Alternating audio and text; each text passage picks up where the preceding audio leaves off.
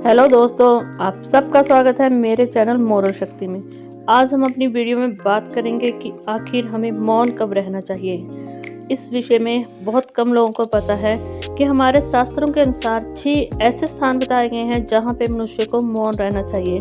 अगर हम ऐसे स्थान पे भी मौन नहीं रहते हैं तो हमें बाद में बहुत पछताना पड़ता है। तो ध्यान से सुनिएगा, आज मैं उन विषयों के बारे में आपसे बात करूंगी, उन स्थानों के बारे में आपको बताऊंगी जहाँ पे मनुष्य को मौन रहना चाहिए और अपने दिल की बात, कुछ भी बात मुंह पे नहीं लानी चाहिए। 6 ऐसे स्थान जहाँ पे मौन रहना बहुत ही मान्य बताया गया हमारे हिंदू धर्म के अनुसार।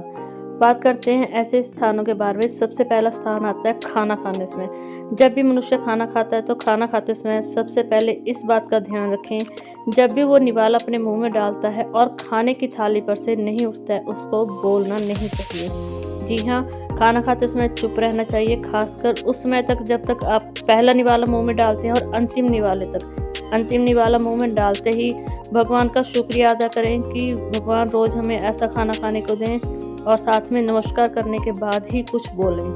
खाना खाते समय बिल्कुल भी ना बोलें। माना जाता है कि खाना खाते समय अगर हम बात करते हैं तो अन्नपूर्णा माँ बहुत ज़्यादा गुस्सा हो जाती हैं, इसलिए हम चुप रह के खाना खाते हैं। तो ये हम अपने भगवान को, अन्नपूर्णा माँ को नमस्कार करते हुए खाते हैं, तो हम उनकी इज्जत करते हैं, मान करते हैं, जिससे हमारे घर में अन्नपूर्णा देवी का वास होता है। दूसरा स्थान नहाते समय। जी हाँ, नहाते समय कभी भी बात नहीं करनी चाहिए। कईयों को आदत होती है, जैसे बाथरूम में नहाने के लिए जाते हैं, अंदर से बात करते रहते हैं। बाथरूम में नहाते समय बिल्कुल भी बात ना करें। जल देवता जो हैं वो मनुष्य हैं, इसलिए स्त्रियों का तो बिल्कुल भी मान्य नहीं है बाथरूम में नहाते समय बात करना। तीसरा स्थान सहवास करते समय बिल्कुल भी बात ना करें। चौथा स्थान शमशान घाट। जब भी हम किसी की मृत्यु होती है और उसके साथ हम शमशान घाट तक जाते हैं तो वहाँ पे नकारात्मक ऊर्जा होती है, वहाँ पे किसी के शव को जलाया जाता है। इसलिए मान्यता है हिंदू धर्म के अनुसार कि शमशान घाट में बात नहीं करनी चाहिए। जितना ज़्यादा हो सके उतना ज़्यादा मौन रहना चाहिए। चौथा स्थान मृत्यु स्थान। जब मृत्यु स्थान एक ऐसा स्थान होता है जब हम किसी की मृत्यु होने के बाद उसके घर में उसके घर के सदस्यों को सांत्वना देने के लिए जाते हैं। हिंदू धर्म के अनुसार अगर हम किसी के घर में मृत्यु होने पर उनके सदस्य को हौसला देने के लिए जाते हैं तो हमें सिर्फ उनको हौसला देना चाहिए, कोई और बात नहीं करनी चाहिए, और जितना ज़्यादा हो सके मौन रहना चाहिए। मौन रहने से मृत्यु की आत्मा को शांति मिलती है। अगर हम इधर उधर की बातें करना शुरू होते हैं तो मृत्यु की आत्मा 11 दिन संस्कार के समय तक और कर्म ना होने तक वहीं होती है, इसलिए मनुष्य की आत्मा को भी दुख पहुंचता है। इसलिए जितना ज़्यादा हो सके मृत्यु के बारे में बात करें या अधिकतर मौन ही रहें।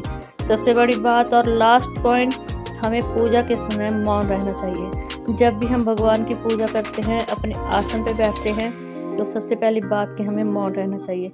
मौन रहकर भगवान की आराधना करें, उनका जाप करें।